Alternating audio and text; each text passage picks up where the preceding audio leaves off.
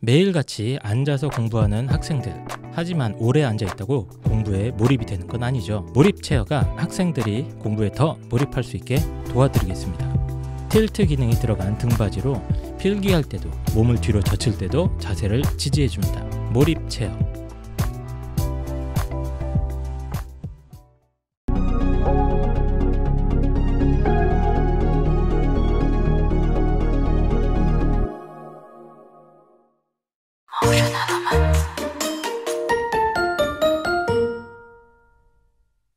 입시왕 신년 특집 파일럿 방송 컨설턴트들의 수다 지금부터 시작합니다. 자, 입시왕 한희쌤이고요. 이번 방송은 이제 2023년 신년을 맞아서 파일럿으로 한번 해보기로 했습니다. 한번 해보고 반응이 좋지 않거나 방송이 별로다, 제가 봤을 때 별로다 싶으면 바로 폐지할 수도 있는 시한부 인생 방송입니다. 그래서 이게 이제 제가 기획하게 된 게 뭐냐면은, 제가 여기 입시왕 연구소라고 있습니다. 거창하게 저희가 연구소라고 만들어가지고 가끔 이제 세미나도 하고 같이 모여서 이제 밥도 먹고 이런 작업을 계속 하고 있는데, 이제 저도 가끔 와서 참석하다가 보면 이 컨설턴트 분들끼리 얘기를 하는 게 굉장히 배울 게 많더라고요. 그래서 각자 좀 경험도 다르고 전문 분야도 다르고 이러다가 보니까 서로 얘기하는 걸 듣고 있으면 저도 좀 배우는 것도 많고, 그리고 이런 얘기가 좀 재미도 있구나. 그래서 이걸 그대로 방송을 내보냈으면 좋겠다라는 아주 짧은 생각을 한번 해봤습니다. 제가 오늘은 이제 입시왕 연구소에 계시는 컨설턴트 분들을 몇 분 이렇게 모셨습니다. 모셨고, 일단 자기 소개를 저 오른쪽 끝에 계시는 저 빵쌤부터 좀 해주시기 바랍니다. 네, 안녕하십니까. 저는 연구소 소속이 아니잖아요. 네. 뭐 소속이 아닌지 당신은 저도 소속인가요? 도망가려고 그래. 네, 제가 평소에 연구한 거라고는 저는 게임밖에 없어가지고. 네. 네, 아무튼 저는 빵쌤이라고 하고요. 네. 이것저것 수업을 많이 하고 있는데 주로 과학 쪽 수업을 담당을 하고 있습니다. 네네네. 컨설팅도 이제 주로 그래서 이과 쪽 학생들을 많이 하는 편입니다. 네, 자연계. 그래서 빵쌤은 저희 방송에 자주 나오셨고요. 네, 그렇죠. 자, 그 옆에는 또 몇 번 저희 중등부 방송에 나오셔도 저기 소개 좀 해주시죠. 네, 안녕하세요. 저 중등부 방송에서는 한번 인사를 드렸었는데 이세훈이라고 합니다. 전문 분야가 어딘지는 저도 잘 모르겠어요. 네. 그냥 다 잘합니다. 네. 서울대 철학과를 졸업하시고 또 뭐 하고 있죠, 형님? 저요? 선생님이죠, 제가. 네, 저희 학교 선배신데 번역 이런 것도 하시고. 라틴어 번역을 주로 하고 있고요. 네. 유클리드 기하 같은 것도 따로 보고 있고.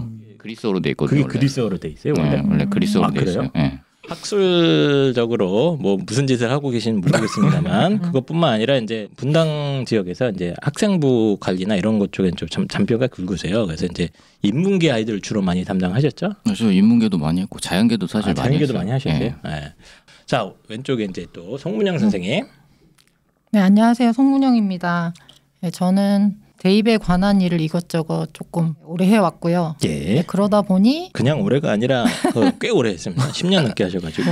네, 연식이 좀 있다 보니까 스펙트럼이 좀 넓게 컨설팅을 할 수 있다? 네. 그 정도로 이해해 주시면 될 것 같아요. 알겠습니다. 만드시는 내용이 되게 깊이가 있더라고요, 보니까. 그래요? 저도 깜짝 놀랐어요. 자기 소개를 되게 대충 하세요, 지금. 대충 하시고 이것저것 하면서 좀 해요, 이 정도 느낌이신데, 어쨌든 그 10년 동안 거의 이제 자체적으로 입시 연구를 굉장히 열심히 하시고, 아마 저희들 중에 제일 성실하실 거예요.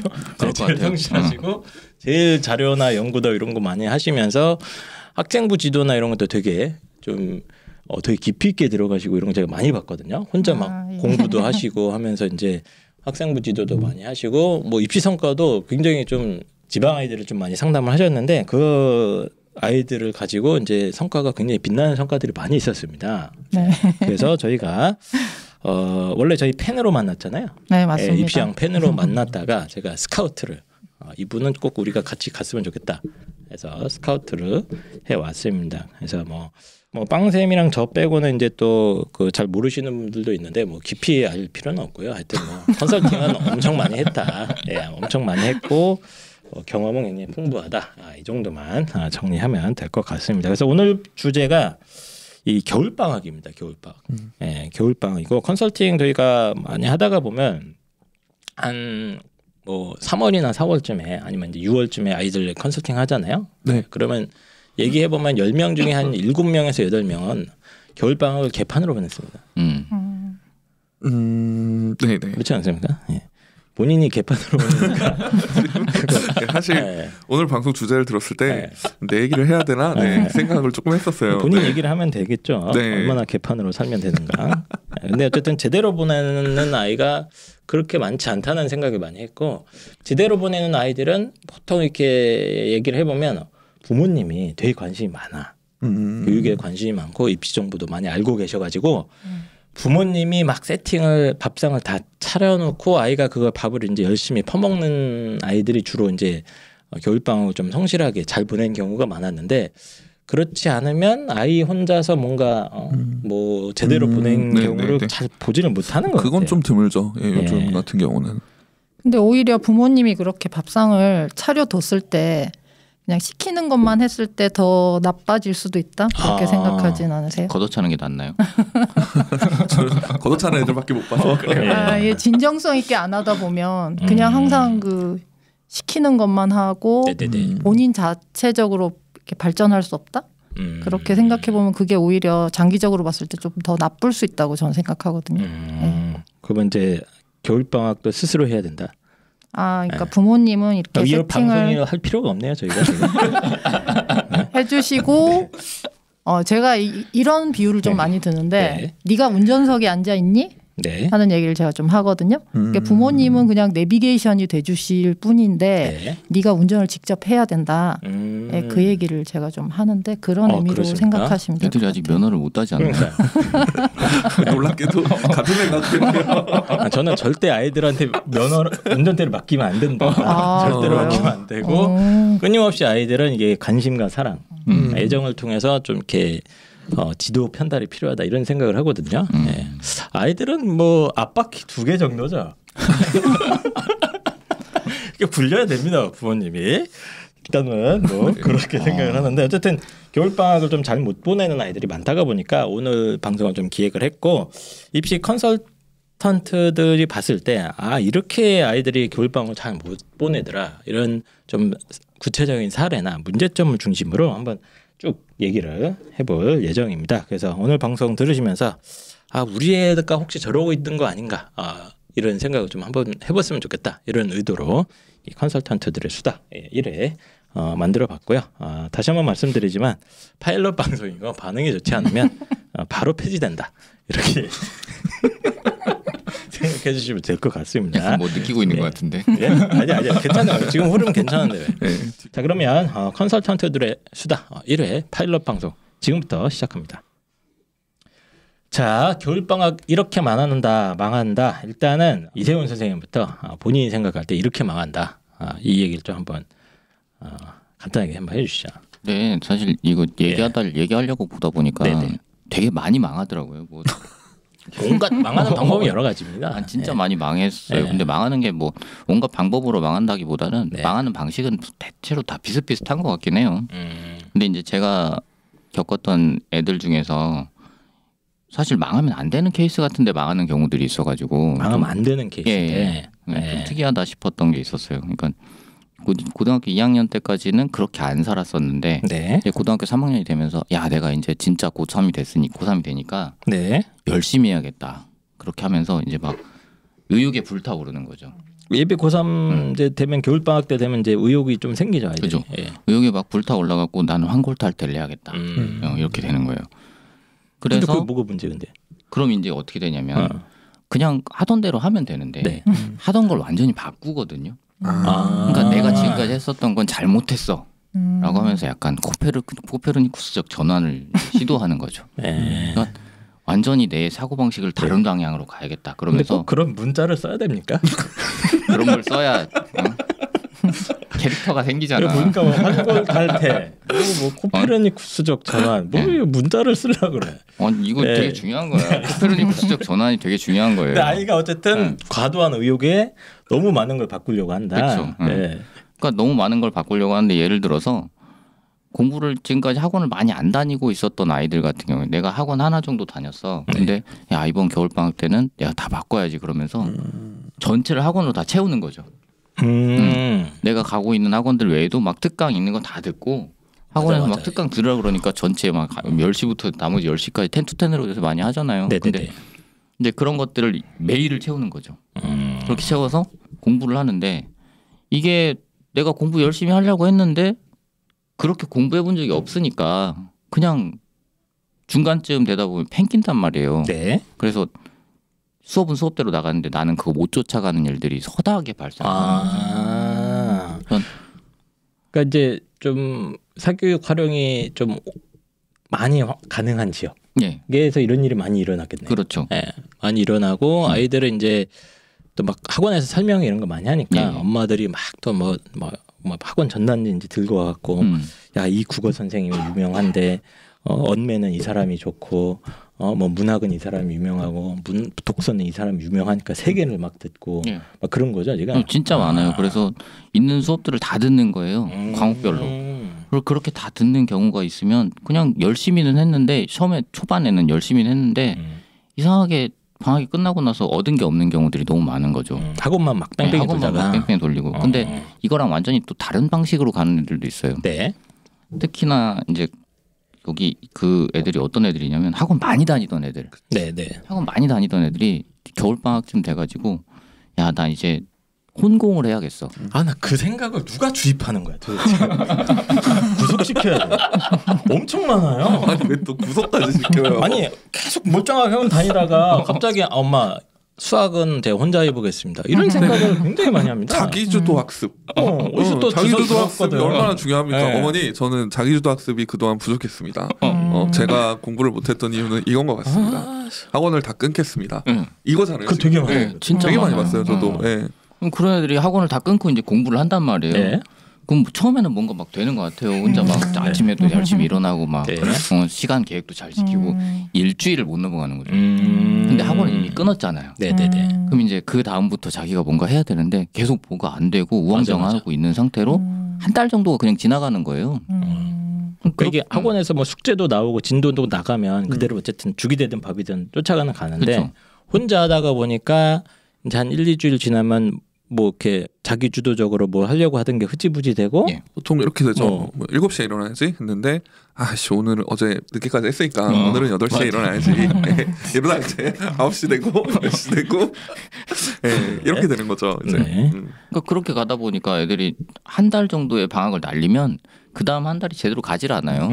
그 다음 막 내가 한 달을 놓쳤으니까 또 더 열심히 해야지라고 하다가 밤에는 시간을 막 보내는데 아침에 또 늦게 일어나고 이게 계속 반복돼서 방학 끝나고 나면 결국에 남는 게 없는 경우들이 너무 많아가지고 그렇게 해서 스케줄을 다 날려먹는 경우들도 생각보다 되게 많이 있습니다. 그러니까 거꾸로 아까는 첫 번째 경우는 이제 방학 때 막 너무 오버해서 사교육이나 학원을 도배를 쳤다가 그거 못 쫓아가서 허덕이는 경우도 있고 거꾸로 또 뭐 저희 때는 좀 그런 게 있었습니다. 뭐 저희가 90년대에 학교를 다녔기 때문에 이제 그 뭐 삭발 삭발 투혼 이런 게 있지 않았습니까? 그 뭐 삭발하고 막 어머니 맞네. 제가 지금부터 열심히 공부하겠습니다. 이거 약간 이런 느낌으로 이제 다 끊고 혼자 그치. 공부해 보겠다고 했다가 그렇죠. 삭발만 한 거지. 네. 생각보다 그게 안 돼서 스케줄이 엉망이 되고 이런 아이들이 생각보다 굉장히 많다. 이런 얘기인 것 같아요. 그럼 뭐 그럼 또 이게 뭔가 내가 변화를 하려고 마음 먹는 게 나쁜 건 아니잖아요. 그렇죠. 좋은 일이에요. 나쁜 좋은 건 일이니까 아닌데. 문제가 되는 거죠.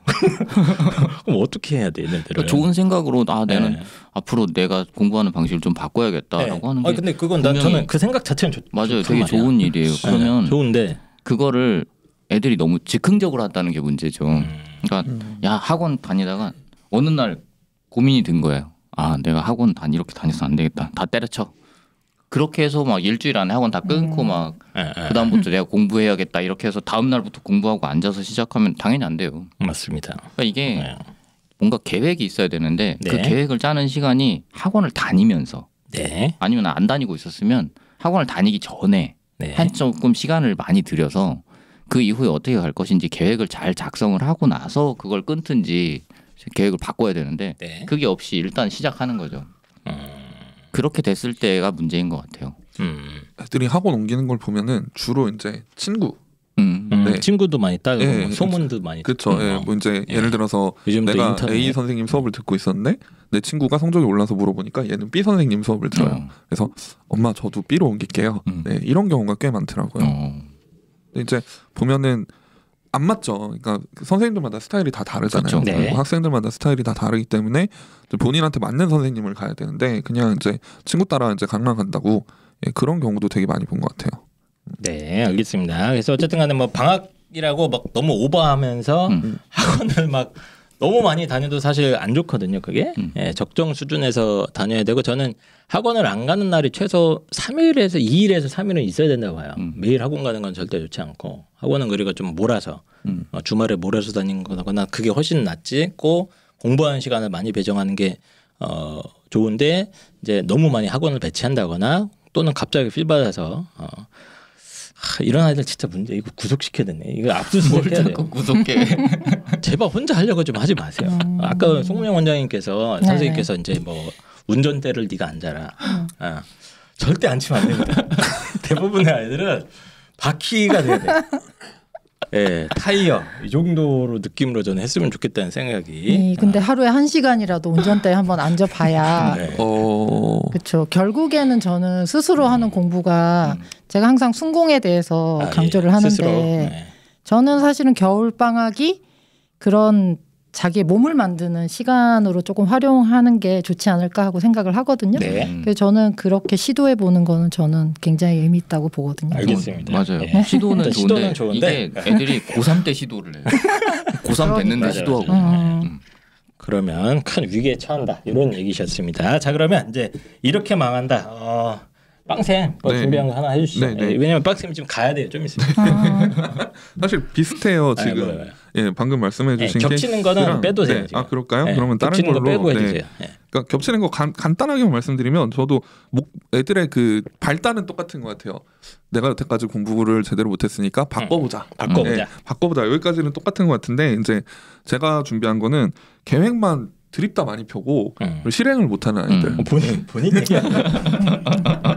본인 얘기 같은데 그거요? 아닙니다. 저는 계획조차 세우지 않아요. 그렇죠. 맞아. 차이가 있네. 근본적인 차이가 있습니다. 네. 그러니까 얘들이 진짜 계획이 없습니다. 저 사람.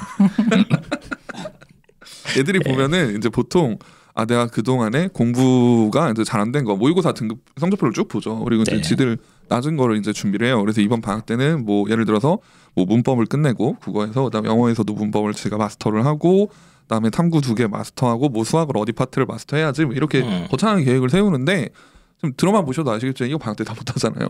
그러니까 얘들이 너무 많이 퍼넣어 놓고 그거를 제대로 소화도 못하는 거를 이제 따라가려고 하는데 본인은 거창하게 계획을 세워놨으니까 이게 안 되면 또 스트레스를 받는 거죠, 제가. 네, 그러다 보니까 이제 망하는 케이스 되게 많이 본 것 같고. 그러면 뭐 계획을 당신처럼 세우지 말라는 건 뭐예요? 뭐 기생충 그겁니까? 계획이 없는 게 그 무슨 공부법 그런 거 있지 않나요? 예. 그런 것보다 이제 좀 네가 할 수 있는 만큼의 계획을 좀 세워야 그러니까 된다. 본인에 대한 좀 같아요. 자아 성찰, 자아 고찰 이게 필요한 것 같아요. 그러니까 방금 말씀해주신 것처럼 내가 학원을 다니는 스타일인지 학원을 다녔을 때 좋은 스타일인지 아니면 혼자 공부하는 게 좋은 스타일인지. 근데 저는 이 얘기가 고3은 사실 아까 얘기한 거 막 다 해야 돼. 죽이 되든 밥이 되든 하는 게 맞는데 고1, 2 아이들이 이제 겨울방학 할 때 막 이런 식으로 엄청 이것저것 많이 하는 벌려놓는 애들이 있거든요. 절대 그렇게 하면 안 됩니다. 고1 때는 좀 타겟팅을 해서 본인이 약한 부분이나 좀 뭐 보완해야 될 부분 중심으로 집중적으로 하는 게 제가 봤을 때 훨씬 나은 것 같아요. 네. 그래서 이제 다른 케이스를 말씀드려 보면은 저는 이걸 제일 많이 봤어요. 뭐냐면은 한 과목 올인. 나도 이거 많이 봤어. 그 보통 무슨 과목입니까? 수학이죠. 애들이 근데 이게 뭐 심정은 이해가 돼, 저도. 특히 고1에서 고2 올라가는 애들 여기가 제일 많은 것 같아요. 제일 많은 것 같은데 얘네들 특징이 좀 있어요. 일단 성적표를 보면 다른 건 그래도 얼추 나와요. 뭐 국어랑 이런 것들은 뭐 2등급 왔다 갔다 하는데 수학만 3등급. 이런 애들이 특히 좀 이런 것 같아요. 그래가지고 내가 이번 방학에는 선생님, 엄마 수학을 마스터하겠습니다. 그렇죠. 미적을 마스터하겠습니다. 이래가지고 막 수원, 수투, 미적 다 꺼내옵니다. 그걸 방학 때 다 한다고 해요. 그래가지고 계획표도 보면은 하루에 수학 몰빵. 다른 거 공부 안 함. 예, 진짜 심지어 진짜 영어나 국어 같은 거는 하루에 1분도 공부를 안 하는 애들이 되게 많은 것 같아요. 네, 이과 기준으로 보면은. 예. 그렇게 공부를 하다 보면은 얘들이 어쨌건 수학이라도 마스터를 하면 좋은데 문제는 뭐냐하면 하루 10시간 수학 공부하면은 지겹잖아요. 그렇죠. 예, 사람이다 보니까 지겨워요. 그럼 얘들이 보통 한 1시간, 2시간 공부하다가 이렇게 나옵니다. 나와서 그래요. 쌤 수학 공부 너무 열심히 했는데 네. 좀만 쉬면 안 될까요? 네. 그럼 쉬죠.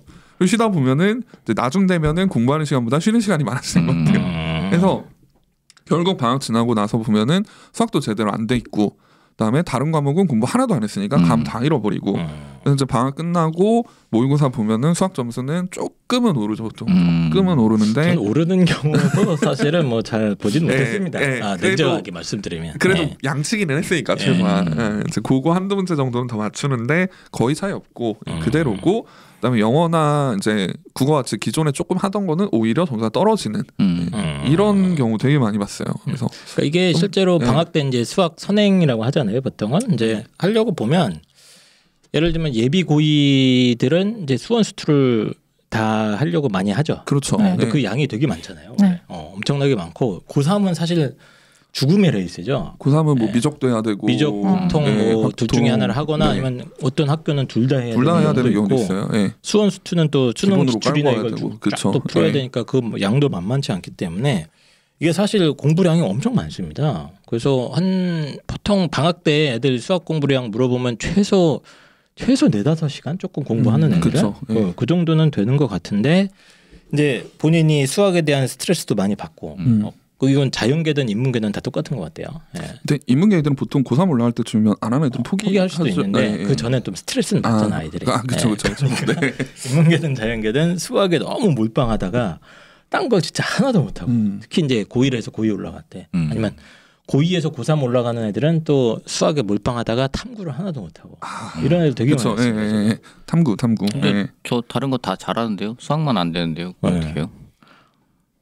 다른 걸 과연 잘할까요? 보통은 그럴 리는 없는데 근데 이제 공부는 저는 항상 생각하는 게 밸런스가 되게 중요하다고 생각을 하고 아무리 수학에 올라가도 딴 게 다시 떨어지면 의미가 없잖아요. 그렇죠. 그리고 특히 영어 이런 거는 진짜 손을 놓더라고 아이들이. 그러니까 특히 영어를 잘하는 애들일수록 그렇더라고요. 잘한다고 본인이 생각해요.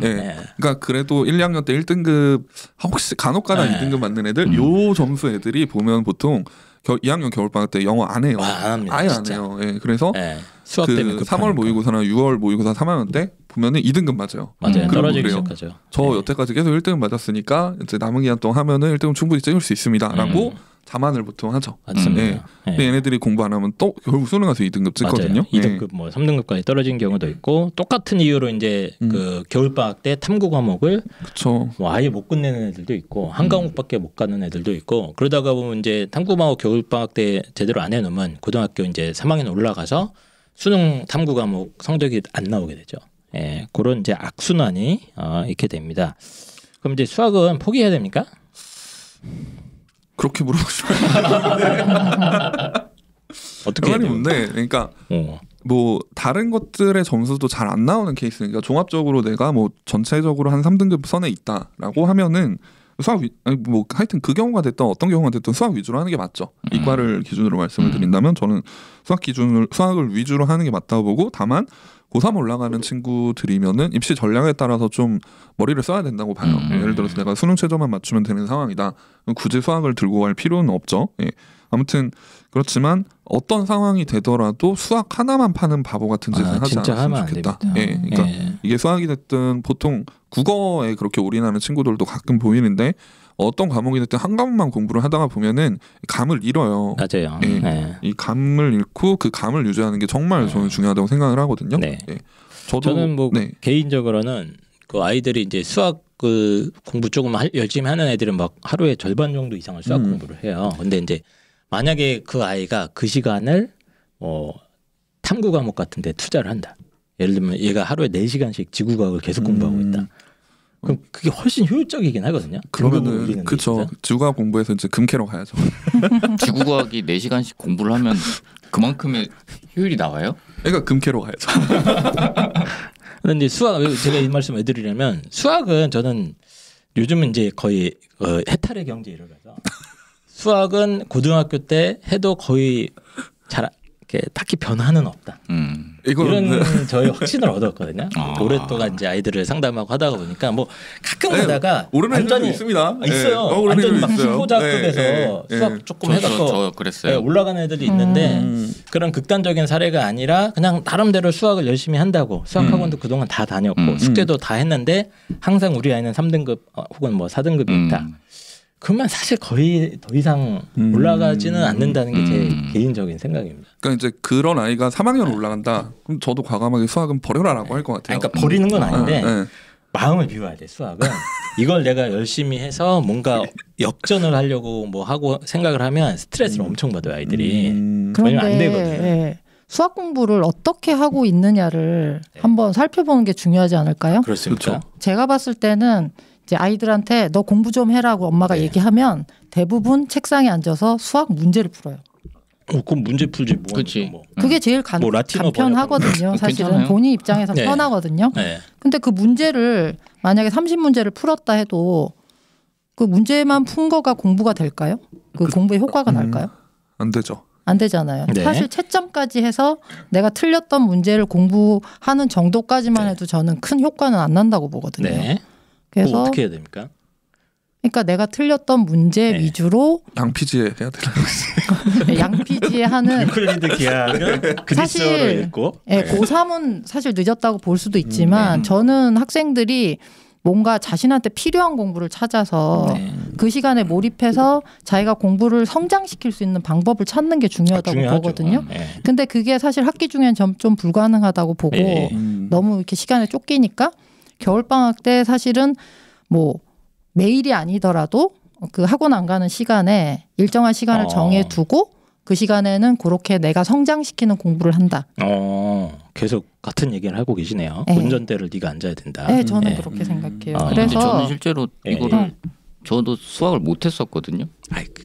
근데 이게 그때랑 달라. 완전히 다른 사례인데 제가 이제 혹시라도 니네 얘기를 듣고도 나는 수학 공부를 해야겠다라고 하는 학생이 있다면 이렇게 하시라고 말씀을 드리는 건데 원론을 읽고 좀 수학 공부 포기하라는 거 아니에요? 저는 그러니까 저 고2에서 고3으로 올라갈 때 다른 공부를 하나도 안 하고 수학 공부만 했거든요. 2달 동안. 근데 이때 어떻게 했냐면 좀 목표가 있었어요. 하루에 화장실 한 번 가고 나머지 시간은 전부 수학만 공부한다 해서 진짜로 아침에 학교에서 이제 저희 때는 학교에 또 올 수 있게 했으니까 학교에 등교해서 7시 8시부터 시작해가지고 12시까지 정말 10분도 안 버리고 수학만 했어요. 근데 이렇게 하니까 뭐 어떤 문제가 생기냐면 근데 형님 죄송합니다. 선생님 삭발을 하셨죠 그때. 삭발했지. 나 삭발하고 90년대 이게 특이했어. 삭발했는데 교감 선생님 불렀어. 반항하냐고. 반항하냐고. 그래서 그렇게 했는데 이제 이 다음이 문제예요. 수학 성적이 진짜 많이 올라갔어요. 저는 완전 수포자급에서 나중에는 그래요? 거의 모의고사 같은 건 계속 만점 받을 정도까지 올렸거든요. 근데 이렇게 해서 공부량이 되게 많이 늘어났으니까 수학이 재밌어지긴 했어요. 근데 그 전에 저는 영어도 되게 많이 해놓은 상태였어요. 그러니까 영어에서는 자신감이 있었는데 그렇게 공부하고 났더니 영어가 잘 안 되는 거예요. 영어가 뭔가 내가 그 전에 있었던 그런 어떤 내가 잘 풀려 이게 아니라 생각을 되게 많이 해서 풀어야 되는 상태로 넘어가더라고요. 2달 동안. 네, 2달 동안 안 했는데. 그러니까 이게 되게 큽니다. 이 2달 동안 뭔가를 안 하는 게. 맞죠. 어쨌든 뭐 얻은 참고로 것도 있고 잃은 것도 있고. 이세근 선생님이 머리가 굉장히 좋으세요. 이 얘기는 너무 좀 이렇게 저희가 이제 주니어 컨설팅 세미나를 하면서 항상 이렇게 사례자로 모시는데 성인 웩슬러 그 지능 상위 지수 몇 프로예요 이분이? 0.1%예요? 네, 150. 하여튼 뭐 그러니까 좀 다른 영역에. 그래서 제가 드리는 말씀은 수학을 공부하지 말라는 게 아니고 수학에 너무 집착해봤자 상처만 받는다고 해요. 비슷한 일을 저는 고1 때 겪었어요. 고1 때 수학만 하다가 그래도 영어는 좀 자신 있어. 영어 국어는 자신 있는 상태에서 박살이 나고 그리고 나서 이제 저는 고2 때부터 공부를 어떻게 했냐면 하루에 영어 10분. 맞아요. 10분? 하루에 10분. 딱 10분. 그다음에 국어는 집에 와서 20분. 나머지는 다 수학. 이렇게 공부를 했어요. 이런 식으로라도 최소한은 배정을 하는 게 맞고 돼요. 저는 어쨌든 하루에 한 3분의 1 정도는 수학 말고 다른 과목 공부하는 시간을 강제로 좀 배정을 하는 걸 권하는 바입니다. 예, 그래서 네, 이제 지금 계획에 대한 얘기를 지금 하고 있잖아요. 그죠? 근데 저도 이제 좀 겹치는 부분이 있어서 좀 말씀을 드리자면, 근데 저는 솔루션적인 부분에 대해서 조금 말씀을 드려볼게요. 그러니까 어쨌든 이제 본인에 맞는 스타일의 계획을 세우는 게 중요하잖아요. 근데 이제 제가 이제 MBTI를 보면서 이제 끝에가 J인 사람 있고 P인 사람 있잖아요. MBTI요? 네, MBTI에서 이제 J인 사람들은 이제 본인이 예상치 못한 상황에 처하는 걸 굉장히 힘들어해요. 그래서 계획을 세우는 게 그들 입장에서는 굉장히 편한 MBTI 거예요. 심리 검사를 했을 때 뭐 모르는 분들도 계시니까 설명을 좀 드려야 될 것 같은데 뭐 INPT 뭐 이렇게 나오잖아요. 네, 그러니까 맨 뒤에 네 번째 G가 J인 사람, J인 사람과 P인 사람이 있어요. 제가 예측하기로는 선생님 P이실 거예요. 극단적인 P죠. 세훈 쌤도 P시죠? 다 P. 저희 다 P입니다. 저도 P거든요. 근데 J인 사람들은 그렇게 예상치 못한 상황에 놓이는 거를 굉장히 힘들어하기 때문에 계획을 세우는 거예요. 그분들은 원래 계획을 잘 세우는 특성이 있는 게 아니라. 근데 이거 왜 얘기하시는 거예요? MBTI를? 그거는 제가 이걸 본인의 J인가 P인가를 확실하게 알고 자신의 공부 스타일을 정하는 게 굉장히 필요하다는 생각을 제가 많이 하게 됐거든요. 아이들도 공부를 할 때. 그렇죠. 그러면 뭐 우리 애가 P다. 어떻게 해요? 그러면? 사실 P들은 내가 계획을 왜 세워? 그냥 그때그때 내가 알아서 하면 되는데? 저 계획 세우는데요. 근데 이게 극단적인 P도 있고 중간쯤 되는 P도 있고 그렇거든요. 그래서 저도 사실 P인 입장에서 P들은 어떻게 계획을 세우는 게 전 좋다고 보냐면 물론 계획은 세워야 돼요. 그래서 P들한테는 어떻게 얘기해 주냐면 너는 언제 할지를 정해라. 그래서 언제 할지. 그러면 학원에 안 가는 시간에서 이제 그 요일에 출근하는 시간만 정해라. 출근은 무슨 출근입니까? 스타트 카페 출근을 해야죠. 여기서 왜 출근이라는 얘기를 하냐 하면 그 출근 시간을 딱 지켜야 돼요. 이게 그거는 확실하게 지킨다. 그래서 일단 출근할 시간이 돼서 공부할 장소에 가면 일단 50% 완성이라고 봐요. 그렇죠. 그래서 앉아서 무엇을 할지만 결정하고 가라. 그러면 순서가 있는 거예요. 뭐 영어 10분, 국어 10분, 뭐 마더텅 어휘 15분, 뭐 고1 모의고사 유형별 문제집에서 뭐 2페이지 뭐 이런 식으로 그 루틴을 정해서 가는 거예요. 근데 그거는 아까 제가 말씀드린 내비게이션이 필요해요.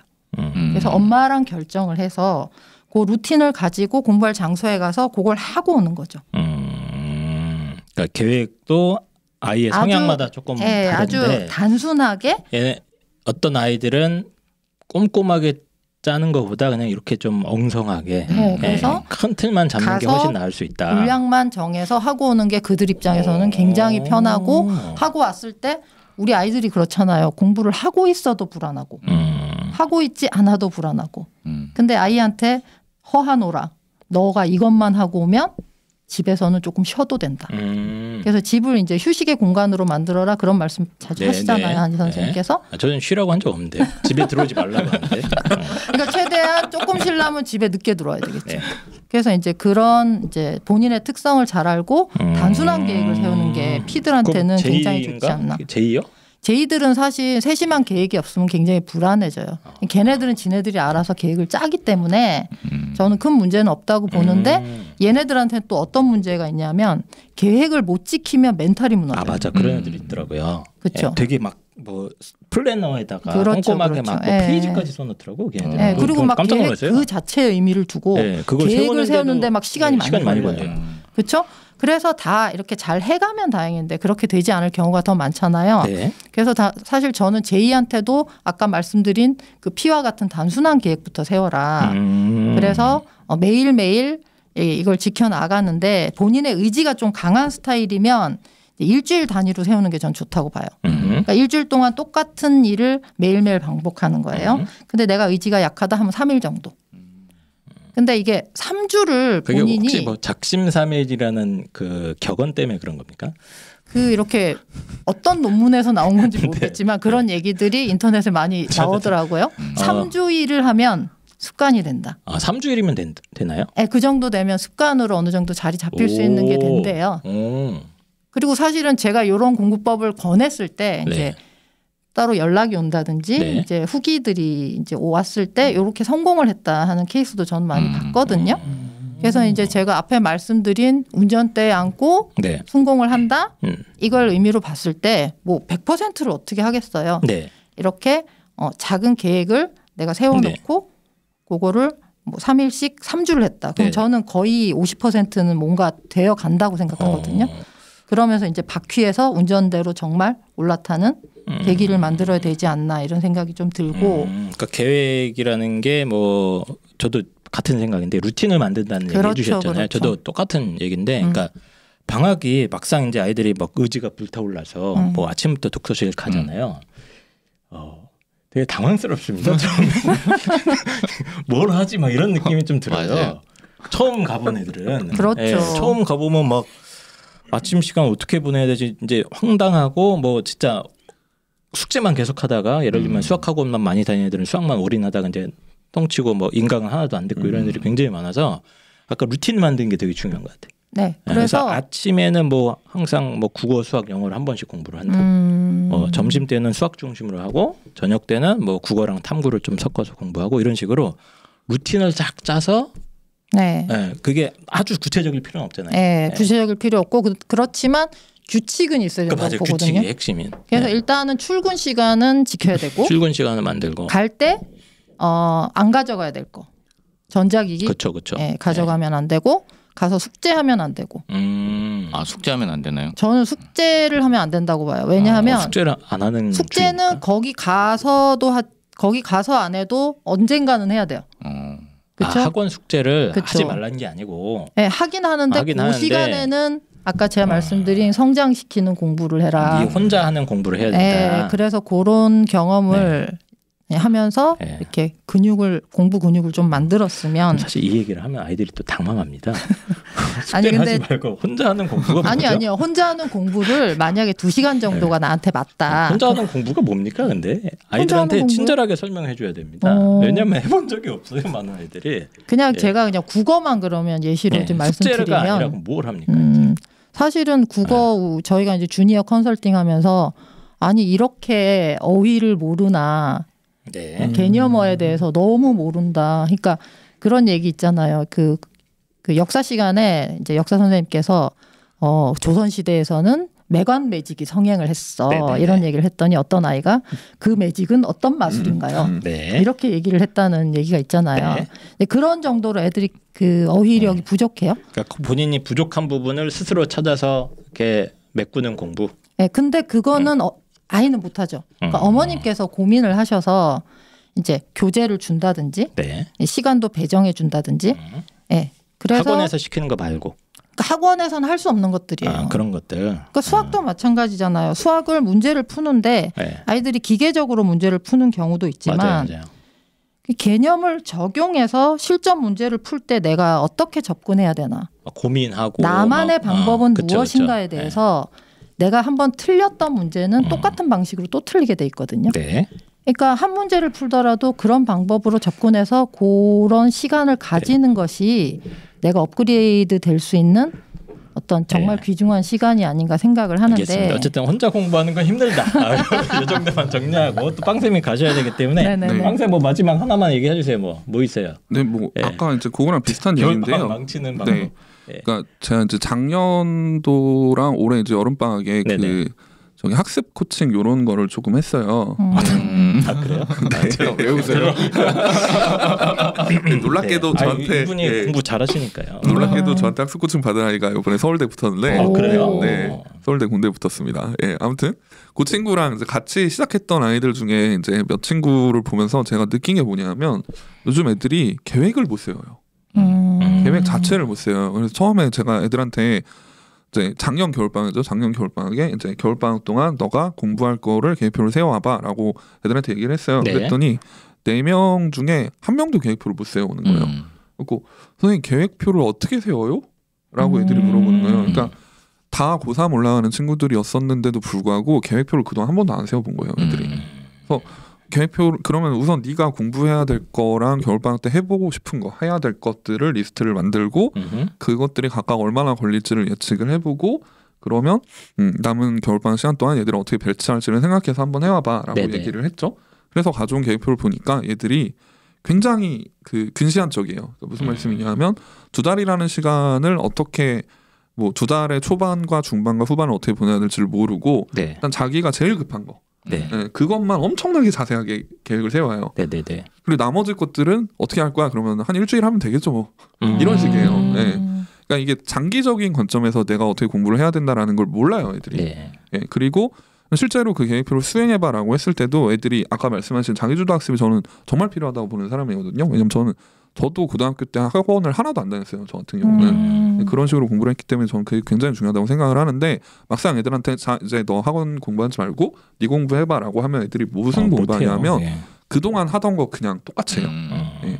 애들이 관성적으로 그냥 그동안에 공부할 때 A라는 문제를 마더텅 풀었다 그러면 마더텅 꺼내서 똑같이 풀고 있어요. 네네. 야 그럼 너 왜 이거 풀고 있어? 그러면은 이거 그동안 하던 거니까요. 일단 이거 끝내면 뭐 되지 않아요?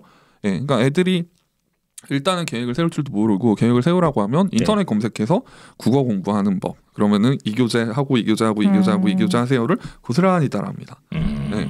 그러니까 그거부터 좀 저는 풀어줘야 된다고 봐요. 그러니까 방학 때 네. 이제 계획도 없고 계획 짤 줄도 모르고 짤 줄도 모르고 짜도 되게 근시안적이고 네. 네. 그냥 인터넷에 돌아다니는 어떤 네. 표준화된 그런 공부 방법 그것만 고스란히 따라가는 경우가 엄청나게 많아요. 그렇네. 그러니까 이거는 정말 예. 도와줘야 되는 부분이잖아요. 예, 예, 그 예. 부분은 혼자서는 아니 안 아까는 되는 뭐 아이를 운전대에 앉히라고 하셨는데 네. 아니 운전대에 앉아서 운전을 하려면 운전하는 네. 방법을 알아야 되고 그러니까 아까 내비게이션이 필요하다. 그렇죠. 그렇죠. 그러니까 제가 담당했던 4명의 아이 말고 이제 다른 선생님들이 담당하던 아이들도 이렇게 보면서 느낀 게 뭐냐면은 저희가 결과를 다 공유를 하니까 네. 한 40명, 50명 정도 되는 아이들 중에서 계획을 제대로 짤 줄 아는 아이들이 5명도 안 돼요. 아 그래요? 충격적이네요. 엄청 심각해요. 이게 고1, 2, 3 나이를 떠나지 않고서 심지어 거기 되게 최상위권 애들도 많았는데 그러더라고요. 항상 조수석에 앉아서 엄마가 운전하시는데 조수석에 앉아서 따라다니는 아이들이죠. 그러니까 누가 다 짜준 거구나. 네, 그동안에. 그러니까 내가 그 시간에 학원에 가서 앉아서 들으면 되고 숙제는 하면 되고 계속 그렇게 해도 아무 문제가 없었으니까. 네. 그래서 저는 그런 거를 해결할 수 있는 방법은 일단은 본인에 대한 거를 좀 알아야 된다. 맞아요.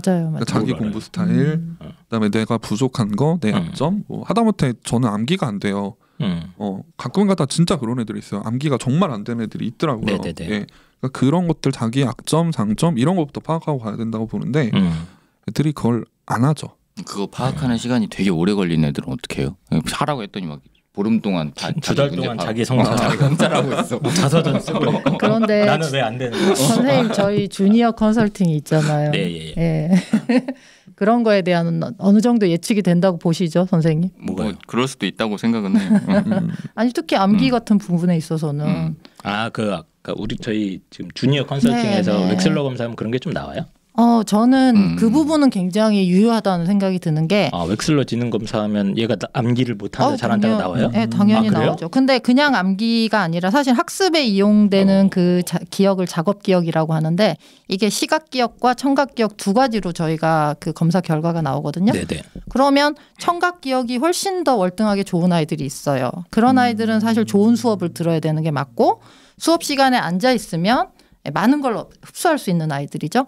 근데 청각 기억이 낮고 시각 기억만 좋은 아이들은 자기주도 학습이 오히려 더 유리할 수도 있다고 저희가 예측을 하는 거죠. 그래서 이게 조금 이른 나이에 받았을 때 저는 사실 지금 뭐 고2, 고3 얘기를 하고 있지만 왜냐면 남이 말하면 다 잊어버리거든요. 그냥 기억이 없는 거예요.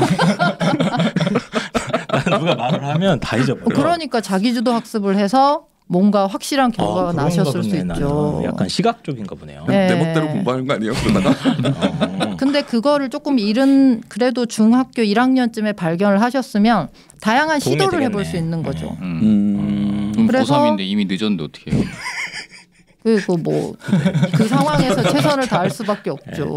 예. 어쨌든 계획 짜는 게 굉장히 중요하고 또 네. 잘못 계획을 짜는 경우도 많고 그렇죠. 또 너무 오버해서 짜는 경우도 많고 아니면 근시안적으로 짜는 경우도 있는데 이건 좀 도움이 필요하겠네요. 전체적으로 좀 이렇게 큰 시각에서 아이한테 필요한 게 뭐고 그러니까 요즘 그 교육 정책, 교육 어떤 적어상, 커리큘럼상 애들이 수능에서 뭘 해야 될지 몰라요. 맞아요. 네. 솔직히 저도 컨설팅 할 때 저 다 짜줘요. 요일별로 뭐 하고 이런 거 다 샘플도 보여주고 그러는데. 네. 그러니까 저는 이게 지금 고3 올라가는 애들한테 이게 제일 문제라고 보는데 그러니까 수능을 잘 보기 위해서 제가 어디까지 공부를 해야 돼요? 맞아요. 이거를 애들이 몰라요. 감도 없죠. 예, 저희 때는 1학년 때부터 수능을 굴렀잖아요. 예, 그러니까 고3 때 하지 않았나 우리도? 아니 굴르기는 굴렀지. 흡수를 못했을 뿐이지. 예.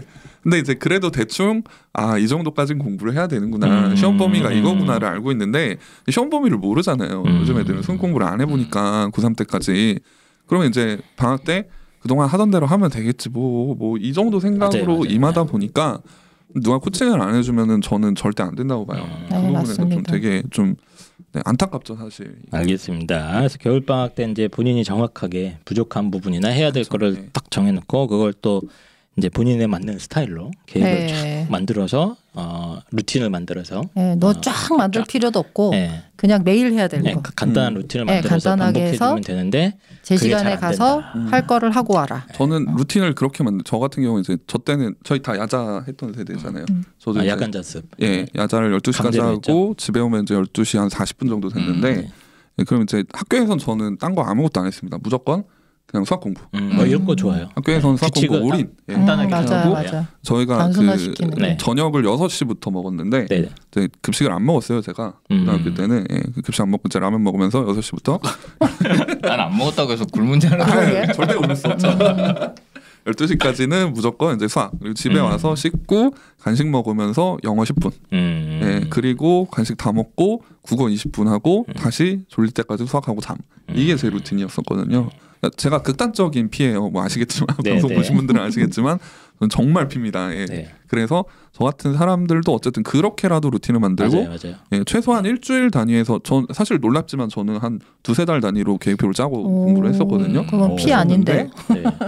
그 계획표를 보면 이제 그날 뭘 해야 될지만 대충 적어놓고 어쨌든 그런 식으로 저 같은 사람도 계획표를 짜고 하니까 그게 굉장히 중요한 것 같아요. 알겠습니다. 그래서 겨울방학 계획이 굉장히 중요하고 이런 건 좀 약간 전문가나 뭐 학원 선생님이나 이런 분들의 도움을 받는 게 좋을 것 같아요. 어쨌든 간에. 그렇죠. 기존에 수능 공부를 해보신 분들의 도움을 받는 게 좋죠. 사실. 뭐 컨설팅을 아예 받거나 이런 식으로. 그래서 빵쌤이 또 돈 벌러 가야 됩니다.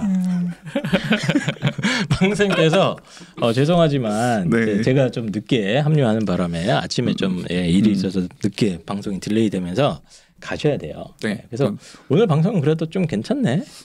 하도 욕을 먹어서.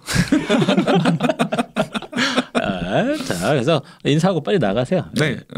저는 또 생업에 종사하기 위해서 가보도록 하겠습니다. 또 다음 방송에서 컨설팅이고 이제 입시왕에서도 가끔 저희와 함께 일을 같이 하기로 지금 제가 강제로 도장을 찍었습니다. 그래서 다음에 또 방송에서 뵙도록 하겠습니다. 감사합니다. 네. 자, 일단 빵쌤은 퇴장하셨고요. 자, 그러면 이제 겨울방학 이렇게 망한다. 또 아까 저기 송문영 선생님께서도 계획에 대해서 얘기를 했는데 또 뭐 이렇게 망하는 경우가 있습니까? 사실은 뭐 다 겹치는 얘기인 것 같기는 한데 막 얘기하세요. 저는 이제 겨울방학 망치는 법 중에 하나로 내가 알아서 할게는 안 된다. 그게 아까 얘기한 얘기들이랑 다 통하는 얘기기는 해요. 그러니까 나의 주력 전형이 뭔지, 나의 공부 방법이 뭔지, 어떤 공부를 해야 되는지, 어떻게 해야 되는지에 대해서 정확하게 알지 못하고 무작정 공부를 했을 때 나중에 되게 허탈해지고 공부한 보람이 없다. 그건 당연한 거죠. 되게 그죠? 많아요. 내가 알아서 할게. 맞아. 아니 내가 알아서 할게도 그렇고 엄마들도 사실 그런 경우들이 있어요. 그러니까 전형은 생각 안 하고 맞아.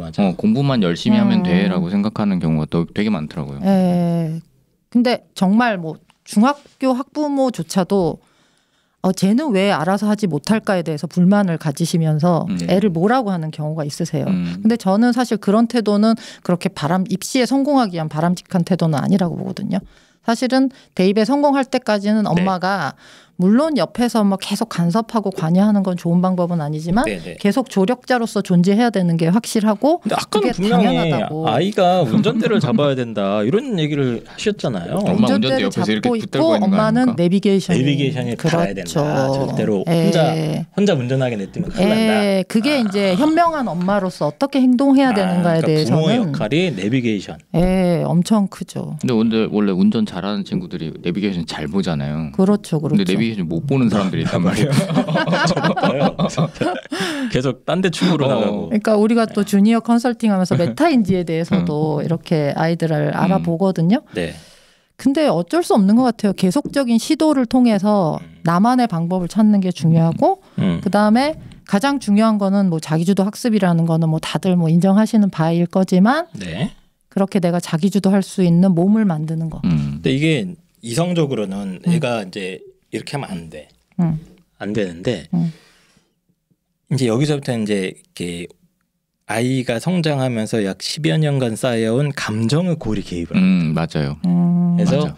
아이가 내가 알아서 할게라고 했는데 엄마가 봤을 때 이건 망하는 길이야. 망하는 길인데 이게 뭔가 이제 설득을 해야 되는데 안 되거든. 문 쾅 닫고 들어가고 막 가방 휙휙 던지고 이럽니다. 그렇죠, 우리 그렇죠. 아이들. 예, 어떻게 합니까 그런 아이들?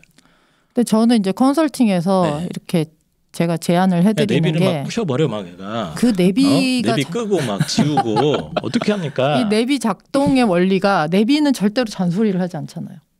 네. 그렇죠? 예. 그 얘기를 그 말씀을 제가 드리거든요. 아이가 뭔가 하던데요? 다른 선택을 했을 때 경로를 이탈하셨습니다. 이 얘기를 하는 거죠. 그러니까 잔소리지, 엄마는 그것도. 아니죠. 그거는 그러니까 잔소리를 브리핑하는 것처럼 하시는 거를 좀 추천드려요. 안 일어나면 계속 옆에서 일어나라. 딴 얘기도 안 해. 일어나라. 좋은데요? 일어나라. 이것만 해요. 더 짜증나는데? 굉장히 짜증은 나는데 엄마랑 싸울 수는 없어요. 싸울 수는 없죠. 네, 싸울 수는 그만해, 없어요. 이건 할 수 그러니까 되게 차분하고 이게 좀 감정이 격하지 않게 감정의 소모를 가장 줄일 수 있는 방법을 모색을 해야 된다고 보고 그러려면 어떤 뭐 그 잔소리를 할 수 있는 시간을 정한다든가 엄마도. 그러면 아들이 뭐 딱 보니까 얘가 뭐 수학만 계속 공부하고 있어. 근데 엄마가 봤을 땐 국어 영어도 공부를 해야 돼. 그럼 이제 문을 조용히 열고 경로를 이탈하셨습니다. 경로를 이탈하셨습니다. 좋은데요? 이렇게 계속 하니까. 근데 사실은 그런 부분이 굉장히 어렵기 때문에 어머님들이 컨설팅을 오시는 그러니까 것 같아요. 제 생각에는 좀 컨설턴트들이 어느 정도 받은 게 좋긴 좋은 애들이 있어요. 제가 뭐 컨설턴트라서 또 어떤 분들은 이제 색안경을 끼고 니네가 먹고 살려고 이런 얘기 하는 거 아니냐 이렇게 하는데 그건 아니죠. 어쨌든 뭐 요즘 입시도 좀 복잡해졌고 선택 그렇죠. 옵션도 굉장히 많아졌고 공부가 예를 들면 이제 학생부 중심으로 하는 공부랑 수능 중심의 공부가 방법이 굉장히 차이가 납니다. 많이 다르고 특히 고3 같은 경우에서 이거 최저만 준비해도 되는 친구가 아까 말씀드렸던 하루 종일 수학만 공부하고 있다면 그럴 수 있죠. 그런 그러니까 애들이 굉장히 많아요. 전략적인 생각보다. 선택이 필요하기 때문에 맞아요. 그래서 어쨌든 이런 아이들은 되도록이면 좀 뭐 어디 가서든 좀 전문가 얘기, 다른 사람의 얘기, 뭐 학교 선생님도 좋고, 뭐 학원 선생님도 좋고, 뭐 주변에 좀 컨설턴트가 있으면 한번 찾아가 보는 것도 좋고, 그거 되게 중요할 것 같아요. 네, 현재 상태를 잘 진단해서 가장 필요한 공부를 한다. 맞습니다. 그런데 내가 스스로 그 방법을 찾을 시간을 정한다. 그게 결론인 것 같은데요. 그래서 내가 할게. 거의 다 망합니다. 제가 저도 봤는데 거의 다 망해서 옵니다. 저 여름방학쯤에 이런 아이들 만나면 거의 다 안타까운 상태가 돼서 나타나기 때문에 어머님이 좀 부모님이 내비게이션의 역할을 좀 잘해줘야겠다. 이런 얘기인 것 같아요. 또 이세훈 선생님 또 뭡니까?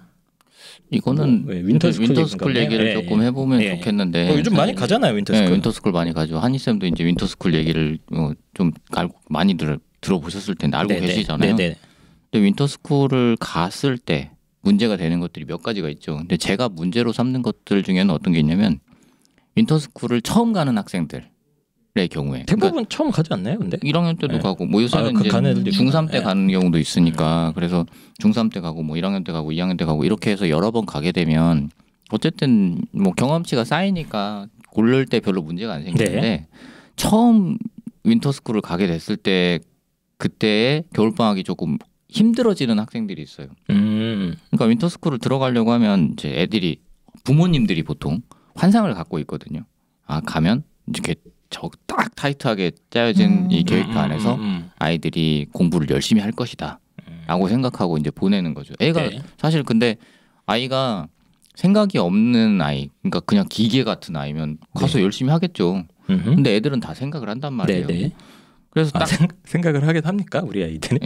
이런 생각을 하는 거지. 밥이 맛이 없는데.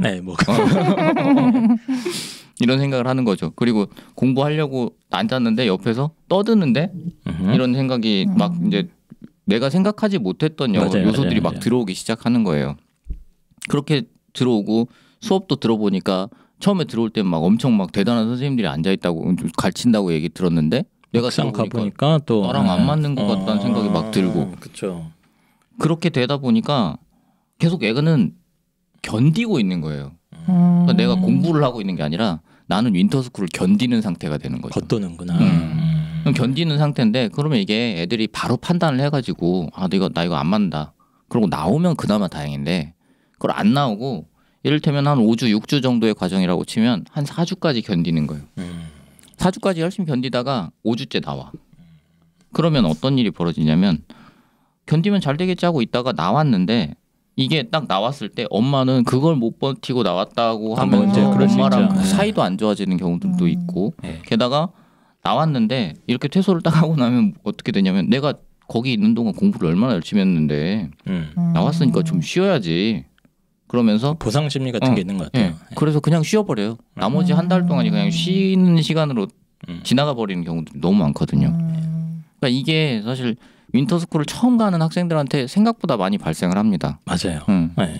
그러니까 윈터스쿨 종류도 되게 많잖아요. 맞아요, 뭐 기숙형도 있고 뭐 기숙형인데 뭐 의대를 하는 뭐 관이라는 것도 있고 뭐 좀 하위권 중하위권 아이들을 위한 관도 있고 또 이제 통학형도 있고 뭐 여러 가지가 있다가 보니까 이게 선택하기가 되게 처음 볼 때는 되게 애매한 것 같아요. 가격도 또 만만치 않잖아요. 맞아요. 네. 근데 실제로 막상 가서 보면 약간 겉돌면서 그런 애들 저도 되게 많이 본 것 같아요.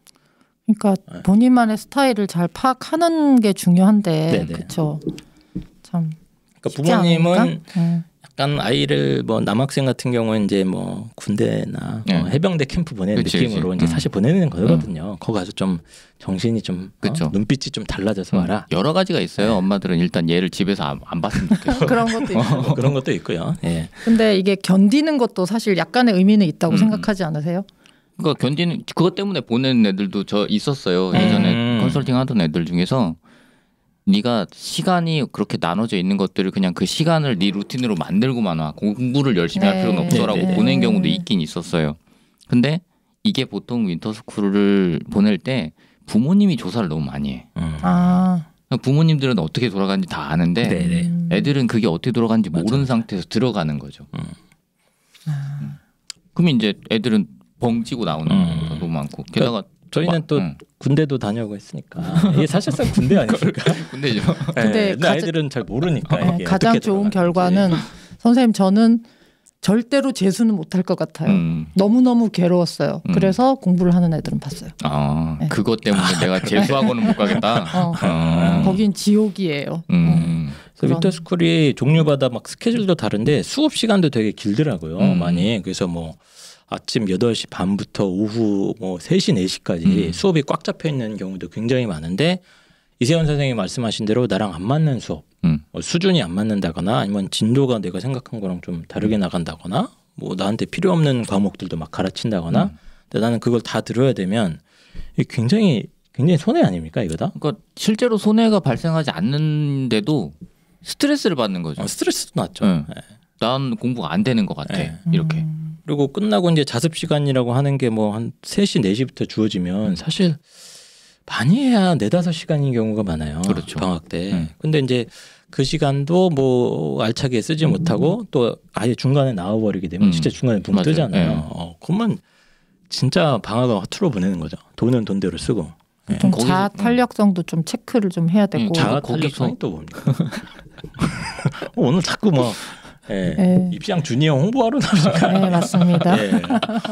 자아 탄력성 자꾸 하시는데 전 진짜 궁금해서 물어보는 건데 그게 뭐 스트레스 저항 능력이에요? 뭐 그렇게 일종의? 생각하셔도 되고. 뭐 그렇게 얘기하면 되지 뭐 탄력이야. 그게 뭐 번역한 건가? 이렇게 리질리언스라고 해서 원래 단어 리질리언스라고 해서 이렇게 퐁 튀어 올라오는 걸 어떤 얘기하는 상황에서도 자신의 멘탈을 지킬 수 있는. 그래서 회복 탄력성이라고 저는 이제 윈터스쿨에 가면 좀 손해인 아이들을 좀 어느 정도 그룹핑을 할 수 있다고 보거든요. 어떻게요? 일단은 좀 상위권이고 자기주도 학습 능력이 뛰어난 아이들은 그냥 윈터스쿨이랑 좀 안 맞는 것 같아요. 제 생각에.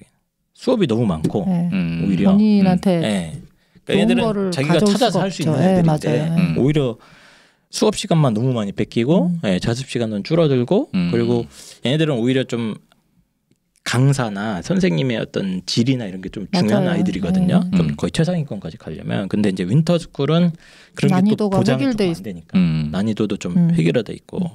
그래서 너무 상위권이나 최상위권을 노리는 아이들은 윈터스쿨이랑 오히려 안 맞는다는 생각을 저는 개인적으로는 좀 하고 있고 오히려 좀 이제 해맑은 아이들, 뭐 해병대 캠프가 필요하고.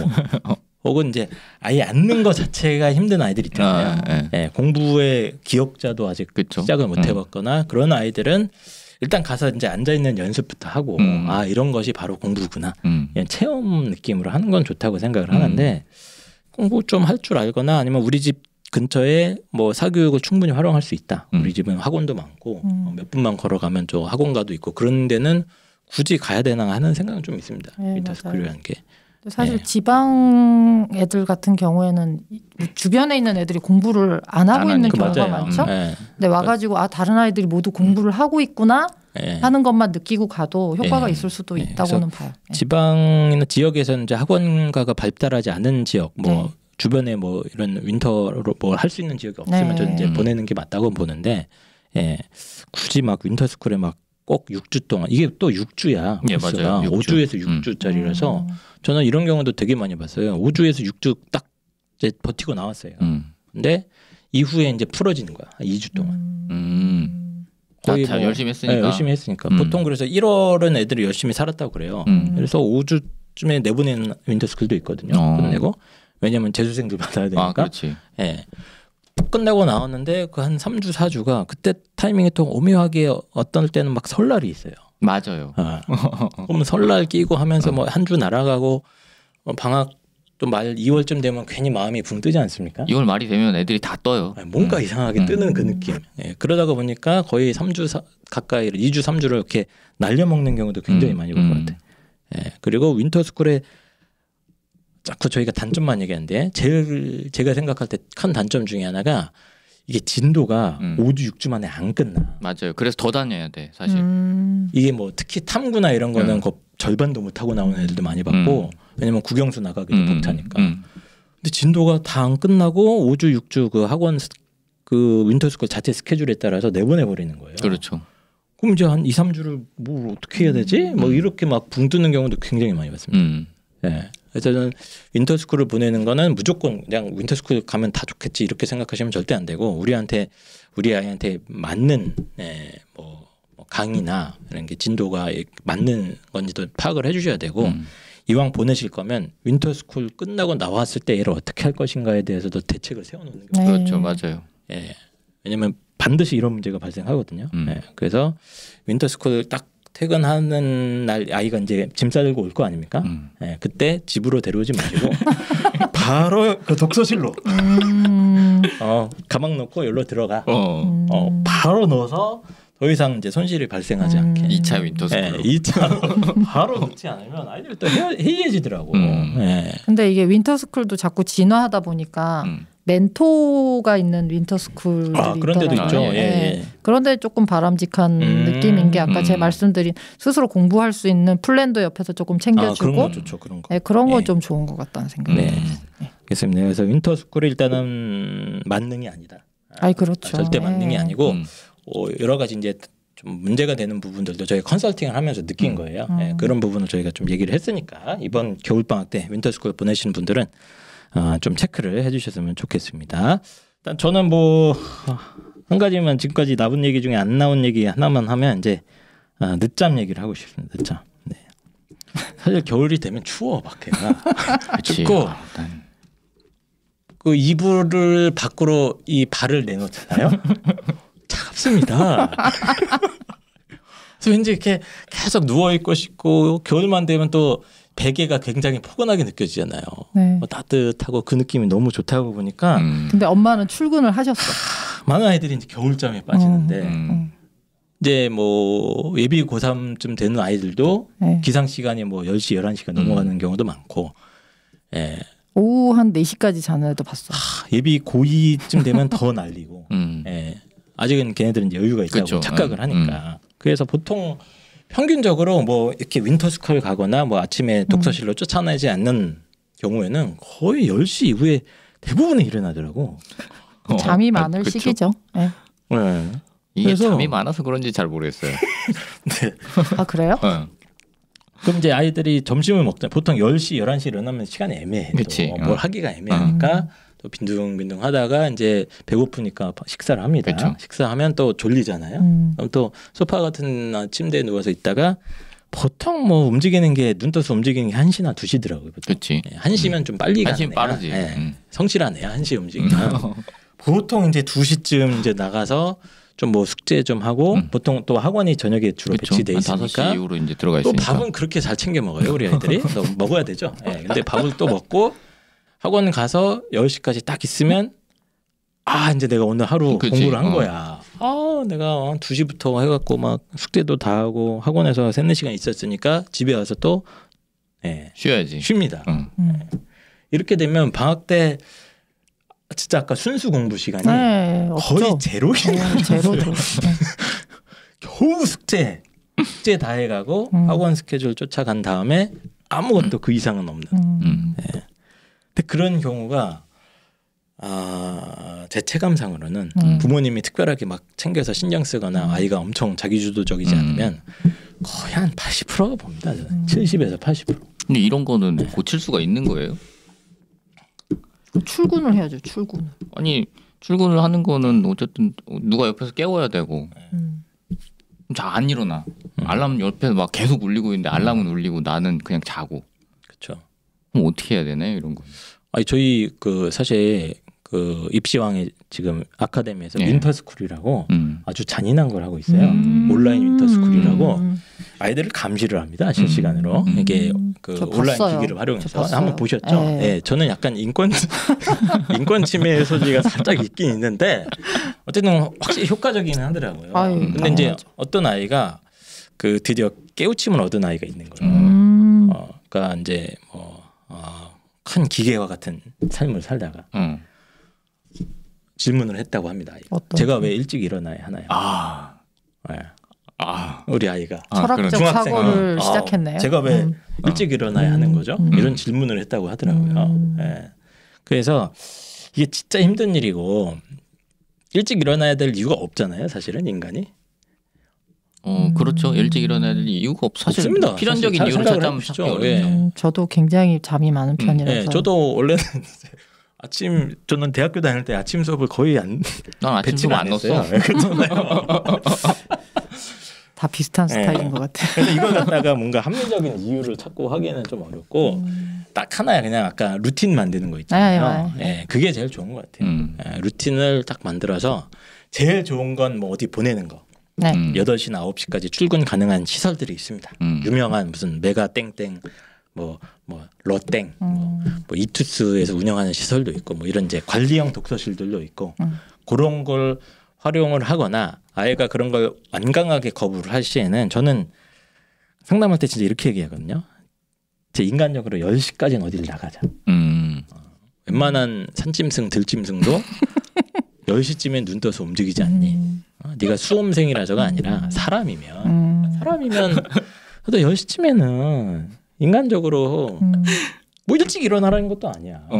10시는 나가야 되는 거 아니냐. 엄청 일찍인데요. 9시에 일어나야 10시에 나갈 수 있어요. 근데 오전이 왜 중요하냐면 오전에 1-2시간 공부를 하느냐 안 하느냐가 엄청난 차이예요. 맞아요. 하루 시작이 어떠냐가 굉장히 중요하죠. 그러니까 아이들이 이제 공부에 대해 착각하는 부분이 뭐냐면 막 공부하면 막 그 중간고사 기말고사 때 공부하는 거 생각해요. 막 하루에 막 7시간 8시간 막 때려박아서 막 집중력 있게 공부하고 이런 것만 생각하는데 진짜 공부는 그런 게 아니지 않습니까? 꾸준하게 평소 내가 공부하던 것보다 1시간 2시간을 더해서 이걸 쌓아나가는 게 진짜 공부인데 이 방학 때 제발 이 늦잠 자는 거를 좀 어떻게든 잡았으면 좋겠어요. 그래서 그러니까 이게 늦잠 자는 게 어떤 때 제일 문제냐면 부모님이 집에 계시면 상관이 없는데 맞아요. 부모님 집에 이제 일하러 나가셔야 되는 상황이 됐을 때 애들을 케어할 수 있는 경우가 거의 없잖아요. 뭐 전화한다고 받는 것도 아니고 이게 제일 문제이기 때문에 사실 저는 이제 애들이 부모님하고 같이 있는 시간에는 어느 정도 통제가 되니까 그러면 그 통제되는 시간에 애를 재우는 게 사실 전 제일 좋다고 보거든요. 그러니까 저는 애들한테 항상 학원이 이를테면 10시에 끝났다. 네. 그럼 집에 와서 11시에 자. 네. 11시에 일단 자는 게 제일 중요하다고 생각해요. 그러니까 일찍 일어나는 건 애들이 잠이 부족한 건 당연한 거예요. 근데 또 아이들 중에 이런 애가 있어요. 선생님 저는 아침형 인간이 아닙니다. 우리 아이는 새벽형 인간이야. 그런 인간은 없어. 꼭 3시까지 공부를 했는데 또. 그런 인간은 없어. 그러니까 3시까지 공부하는 애들 이렇게 공부하는 거 보시면 뭐 알잖아요. 3시까지 공부 만약에 10시부터 3시까지 공부를 하잖아요. 그때 공부 잘 안 돼. 1시간 하나? 네. 1시간도 생각보다 잘 안 돼요. 네, 안 돼요. 그러니까 그 시간은 딴짓도 많이 자는 게 제일 좋아요. 네. 그 시간에 그냥 자고. 저도 최소 한 1시 전에는 자자. 무조건 자는 게 제일 좋아. 그래서 자는 시간을 놔두고 아침에 일어나는 시간을 조절하면서 자기 취침 습관을 알아가야 되는 거지. 맞아요.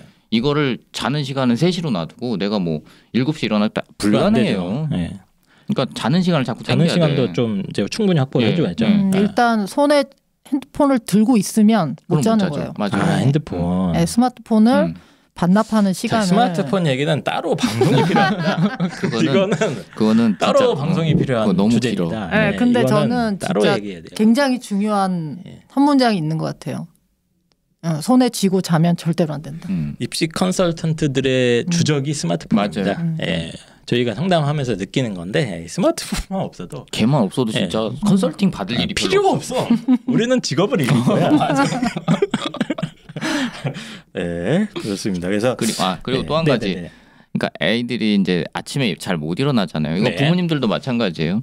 잘 못 일어나시는 경우에 이런 것도 한번 시도해 보시는 게 좋을 것 같아요. 아침에 일어나면 춥잖아요. 그러니까 추워서 이불 밖으로 못 나오는 경우들이 많이 있어요. 근데 그렇다고 해서 계속 아침까지 계속 보일러 틀어놓고 있을 수는 없잖아. 이거를 방지하기 위해서 뭘 하시면 좋으냐면 이불을 뺏는다. 가열형 가습기 있습니다. 그러니까 가열형 가습기를 그냥 이불을 뺏는 게 낫지 않습니까? 아니 이불은 어쨌든 엄마가 있어야 뺐잖아. 죄송합니다. 있으면 뺏으면 돼요. 근데 없잖아. 그러면 좀 따뜻한 온기가 방을 따뜻하게 만들어줘야 돼요. 그래야 이불 밖으로 나올 수가 있어. 그러려면 방마다 그런 세심한 가열형 가습기, 그냥 가습기 안 됩니다. 그냥 막 뭐 이렇게 초음파 가습기 안 되고 그냥 가열형으로 가열형 가습기로. 이렇게 수면 기능 있는 것도 요새 많이 있거든요. 그냥 물을 찌끄리면 안 돼요. 잘 일어나겠지. 그러면 이제 싸우겠죠. 아니 근데 극단적인 경우에 기면증이란 병이 있어요. 흔치 않다고 생각을 했는데 가끔 그냥 자는 거. 시도 때도 없이. 그거는 발작형 증상이라고 하는데 발작형 증상이 없는 기면증도 있대요. 그래요? 그래서 제가 어떤 사례를 조사하다가 봤는데 10% 정도만 병원 치료를 받고 있다. 근데 그걸 읽어보면서 나도 기면증이었었구나 하는 생각을 좀 했거든요. 지나치게 그래요? 잠이 좀 많았었고. 그런 경우는 의학적 치료도 필요할 수도 있겠네요. 그러니까 통계적으로 10%만 치료를 받는다고 하니 우리 아이가 좀 지나치게 잠이 많다는 생각이 드시면 그럴 수도 있구나. 살짝 정말로. 뭐 그런 의료적인 도움을 받으시는 것도 괜찮지 않나 하는 생각이 좀 들었어요. 그리고 저는 또 이 방학 동안에 아이들한테 이제 매일같이 일찍 일어나라고 하면 또 아이들이 또 힘들어하잖아요. 맞아요. 그래서 늦잠 자는 날을 아이가 너무 힘들어하면 늦잠 자는 날을 뭐 하루 이틀 정도 만드는 건 괜찮을 것 같아요. 규칙을 만드는 거죠. 그렇죠. 그러니까 뭐 방학 동안에 늦어도 난 9시나 10시까지는 뭐 독서실에 나가고 뭐 수요일 정도에 너무 힘드니까 하루 늦잠 자고 뭐 일요일 아침 한번 늦잠 자라. 이런 식으로 이제 쉬는 시간 일종의 늦잠 자는 날은 좀 루틴으로 박아주시면 아이들이 조금 더 잘 받아들이는 것 같더라고요. 잠 많은 아이들은. 그래서 이제 겨울 방학 때면 항상 또 많은 아이들을 이제 깨우는데 에너지를 소모하고 계시는데 특히 고등학교 때 늦잠 자면 진짜 큰일 납니다. 거의 망한다고 보시면 됩니다. 맞아요. 그래서 무조건 아침에 1-2시간은 공부를 할 수 있게 전쟁을 잘 치르는 게 중요하다 이런 얘기고요. 뭐 마지막으로 또 이세훈 선생님 뭐 준비한 게 있네요. 이거는 이제 인문계열 학생들한테 자주 발생하는 문제이긴 해요. 뭐 이제 자연계도 마찬가지인데 이거는. 그러니까 이게 이상하게 탐구 과목을 내가 9월부터 공부를 하겠다. 그래도 충분하다라고 하는 애들이 있어요. 공부 잘하는 애들 중에 있어요. 수능 탐구 제가 내신으로 다 했는데 뭐 기출 문제 좀 풀어보고 EBS 좀 보면 되는 거 아닙니까? 이런 애들이 진짜 많아요. 이거 비율로 치면 한 70% 될 거예요. 진짜 많아요. 진짜 많아요. 그러니까 겨울 방학 때는 내가 그걸 할 시간이 없다 이거죠. 왜냐면 국어, 수학 해야 되거든. 그래서 이런 경우에 이제 자연계열보다 사실 인문계열이 더 많아요. 왜냐하면 자연계열은 이제 물리나 화학 같은 거 공부를 하려다 보면 공부량이 사실 인문계열 쪽보다는 조금 더 많긴 하거든요. 네. 그래서 자연계열 쪽 애들도 그런 경우들이 있는데 자연계열에서는 진짜로 이런 애들이 최상위권에 있는 애들이 네. 아 나는 그거 금방 할 수 있어라고 얘기하는 경우가 있는데 인문계열은 최상위권이 아닌데도 나는 사회탐구 쪽은 그래도 공부 좀 할 수 있어라고 해서 겨울방학 때는 아예 손 안 대고 네. 여름방학 때도 바로 시작 못 하니까 네. 한 9월 넘어가서 시작하는 경우가 있단 말이에요. 네. 이거 100% 망합니다. 그러면 사실상 탐구 과목 준비할 시간이 약 60일 정도 맞아요. 60일에서 70일 정도인데 이게 공부량이나 이런 거 모르는 그러니까 이런 사태가 발생하는 것 같아요. 예. 그러니까 이게 애들이 어떤 생각을 하냐면 내가 2학년 때 그걸 내신으로 이미 한 번 했다. 했는데 뭔 소리냐. 그렇지. 난 이미 뭐가 나오는지 다 알고 있다. 제가 생년은 1등급입니다. 선생님 내신으로. 금방 하는 거 아닙니까? 제가 지금 수학을 올려야 됩니다. 문과인데 지금 수학이 지금 이과 애들이 넘어온다고 하지 않습니까? 그러니까 이것 때문에 이렇게 하다 보니까 결국에 얘들이 나중에 이제 그런 애들이 보통 수능 최저거를 필요로 하는 경우들이 있거든요. 네. 이 탐구가 발목을 잡는 거죠. 탐구를 제 경험상 겨울방학 때 하나도 안 봤다. 그러면 올라갈 수 있는 최고 등급이 어느 정도라고 보십니까? 9월이나 하여튼 여름부터 했어. 우리 아이가 여름부터 처음 했어. 근데 저는 이렇게 생각해요. 이게 뭐 6월이 한번 잘 나오든지 9월이 한번 잘 나오든지 잘하는 애들이 그럴 수는 있다고 보는데 정말 그 안정된 성적이 나오려면 엄청난 학습량이 필요한 거잖아요. 탐구도. 그렇죠. 그래서 이게 뭐 저는 잘 나올 수도 있지만 문과는 더 심각한데 문과는 4등급 이상이 거의 힘들다고 보고 여름방학부터 했을 때 자연계는 조금 3까지는 갈 수 있어. 내가 봤을 때는. 왜요? 왜? 이제 약간 가닥이 있는 애들 있거든. 자연계는 이게 암기량이잖아요. 문과는 완전 암기잖아요. 완전 암기지. 근데 이과는 살짝 이걸로 비빌 수 있는 게 살짝 있어요. 그걸로 이제 어떻게 해서 약간 3까지는 혹시 갈 수 있다고 보는데 하여튼 죽었다 깨어나도 1, 2는 절대 안 나오고 거의 5입니다. 현실은. 제가 보는 아이들은 겨울방학 때 안 했으면 6월 모평중에 거의 5에 이제 가깝게 등급이 뜨는다고 저는 지금까지 봤거든요. 근데 사실 상위권 아이들인 것 같은 경우에 뭐 3월에도 어느 정도 1, 2가 나오고 6월도 어느 정도 나오고 그러니까 공부를 안 하고 있는 거거든요. 그렇죠? 근데 이제 어느 순간 망한다. 그렇게 생각하면 될까요? 그러니까 이게 문제 유형에 익숙하지 못하는 경우들이 있어요. 개념만 놓고 보면 사실 알고 있을 수도 있거든요. 네네네. 근데 개념 알고 있다고 문제 풀 수 있는 게 아니니까. 맞아요. 문제 유형도 되게 다양하게 나오고 또 이 탐구 과목이 사실 평가원에서도 뭔가 새로운 시도를 하기 되게 좋아요. 그래서 문제 하나 정도 꽈서 내버리면 그다음 그거는 못 푸는 거죠. 네. 그래서 이런 것들 때문에 사실은 탐구 과목에 대한 준비도 겨울방학 때 반드시 있어야 되는데 진짜 이거 그냥 무시하고 넘어가는 경우가 너무 많더라고요. 그래서 저는 겨울방학 때 준비를 해도 우리 현역들이 3학년 1학기 때 사실 수능 공부 정시 올인하는 케이스가 아니면 못 하잖아요. 겨울방학 때 빡세게 준비를 해도 겨우 얘네가 저는 3 가면 다행이라고 봐. 현역들. 1, 2 가는 아이들이 현역은 진짜 힘들다고 봅니다. 진짜 마음 독하게 공부하는 아이들 아니면 어려워요. 1, 2 맞는 거는. 그렇지. 이게 재수생이 점점 더 많이 들어오니까 맞아요. 결국에는 재수생들은 탐구에선 강세를 보일 수밖에 없어요. 맞아요. 몇 번 여러 번 보니까 작년에 본 걸 또 보는 거니까 걔네들은. 그런데 또 이런 것도 있습니다. 9월부터 시작한 아이들이 또 재수를 하잖아요. 탐구가 또 안 돼 있다. 그러니까 악순환이야 얘네들 계속. 그래서 자연계열이든 인문계열이든 이건 이제 사실 예비 고3 얘기입니다. 예비 고3들은 아예 수능을 포기한 경우도 있겠죠. 전략. 아예 없이 나는 무조건 학종이다. 한 경우는 안 하는 걸 저는 찬성을 하는데 그런 케이스가 아니고 수능에 뭔가 등급이 필요하거나 최저를 위해서 아예 정시까지 염두에 두는 경우라면 필수 중에 필수. 문과 같은 경우에는 무조건. 3학년 1학기 때 사탐을 한두 개를 이렇게 하는 그러니까 조금 나을 수 있는데 그러니까 또 이제 요즘 겹치지 뭐 껌 먹고 알 먹고 하는 입장에서 내신 대비도 하고 한 과목 정도는 만점 목표로 치열하게 해라 이렇게 얘기를 하는 편인데 그래서 자연계는 아예 겹치지도 않으니까 그 아예 소홀히 하는 경우도 좀 있거든요. 그래서 3학년 때는 탐구 공부할 시간이 없기 때문에 사실상 겨울방학 때 현역들은 무조건 수능에 대한 관심이 있으면 무조건 해놔야 된다. 이 얘기를 지겹도록 해도 안 합니다. 6월이나 7월에 여름방학 때 컨설팅 하러 오잖아요. 꼭 하나만 했어도. 그러니까 공부하기 너무 싫은 거지 그냥. 아니야 근데 그렇게 이해하고 싶진 않아요 저는. 근데 걔네들이 딴 거 하다가 못해요. 시간 배정을 못해요. 네. 수학 이런 거에 치여가지고. 근데 둘 다 어중간하게 하는 것보다 하나라도 확실하게 갖고 가는 게 낫지 않나요? 그러니까 뭐 그거는 이제 그 전략적인 선택이잖아요. 그러니까 정말로 얘는 탐구 한 과목만 필요한 경우고 그걸 이제 예측 가능하면 그걸 파는 경우도 있을 수 있는데 저는 대부분의 경우는 일단 두 개를 하고 버리는 것도 여름방학 이후에 버리는 걸 추천을 하거든요. 네. 그렇게 좀 생각을 합니다. 어쨌든 뭔가를 해야 돼 겨울방학 때 탐구는. 절대 3학년 여름방학부터 하면은 100% 망한다. 불가능하다. 진도도 겨우 한 번도 못 나갈걸요? 그렇죠. 네. 그 수능 기출 한 번 쭉 돌리는데 최소 2달 이상 걸립니다. 그렇죠. 네. 그래서 방학 때 하지 않으면 대비 자체가 불가능하다. 이런 얘기를 좀 했습니다. 뭐 예비 고의도 저는 요즘 겨울방학 때 탐구 과목 같은 거 선행하는 거 좀 추천을 하거든요.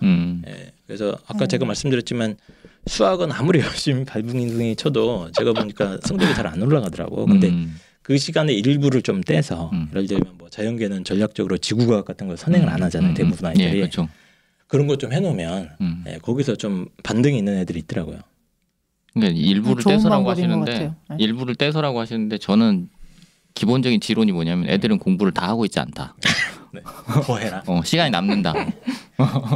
할 시간이 충분히 있다. 네, 더 하든 일부를 떼서 하든 하시면 되겠습니다. 그래서 겨울방학에 우리 아이들이 어떻게 좀 어려움을 겪는가 이거를 갖다가 이제 입시 컨설팅을 하면서 느낀 현장에서의 경험을 가지고 저희 4사람이 얘기를 하다가 한 명은 돈 벌러 떠난 상태입니다. 그래서 제가 이제 방송 기획 의도를 했던 거랑 일단은 뭐 저는 좀 만족스러웠습니다. 선생님들이랑 같이 얘기하는 게 뭐 청취자분들한테도 의미 있는 얘기들도 좀 나온 것 같고 또 이렇게 컨설팅 하는 사람들끼리 사실 경험 공유하는 일이 별로 없잖아요. 그렇죠. 네, 각자 골방에서 1대1로만 하다가 보니까 뭐 자기 얘기하고 떠들고 나오고 이제 끝나버려서 어떻게 보면 컨설턴트들도 발전이 없다 이런 생각을 저도 개인적으로 하는 경우가 있는데 이 컨설턴트들의 수다를 이제 좀 정규화시켜서 방송을 한번 제대로 장기적으로 했으면 좋겠습니다. 그래서 너무 악플 이런 거 달지 마시고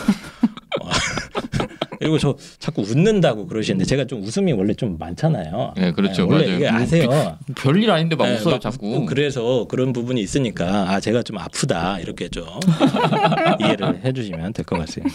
그래서 컨설턴트들의 수다 1회 첫 번째 방송 파일럿 방송 두 분 같이 해주셨는데 뭐 마지막으로 하고 싶은 얘기나 뭐 소감 한마디 해주시죠. 저 하나만 말씀드리면 아까 윈터스쿨 얘기 계속 나왔는데 지금 보내신 분들이 이제 계실 거예요. 많죠. 지금 1월 중순이니까 그렇죠. 벌써. 끝날 때를 대비하세요. 끝날 때를 대비해라. 알겠습니다. 자, 겨울방학이 어느 정도 지나갔지만 아직까지 늦지 않았다고 생각하고 지금부터라도 스터디 카페나 독서실에 출근해서 성공하시기 바랍니다. 네, 알겠습니다. 이제 컨설턴트로서의 비애를 좀 한 가지 말씀드리면 저희가 아무리 떠들어도 아이들이 잘 바뀌진 않더라. 저희들이 아무리 옳은 얘기를 해도 그게 좀 답답한 면이 있어요. 저희는 했으면 좋겠는데 저희는 한 번이잖아요. 그렇죠.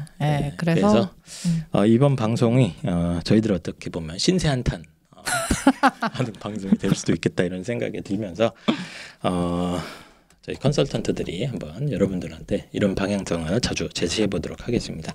자, 그러면 컨설턴트들의 수다 1회 방송 이것으로 마무리하고 저희 또 다음 방송으로 돌아오도록 하겠습니다. 안녕. 안녕.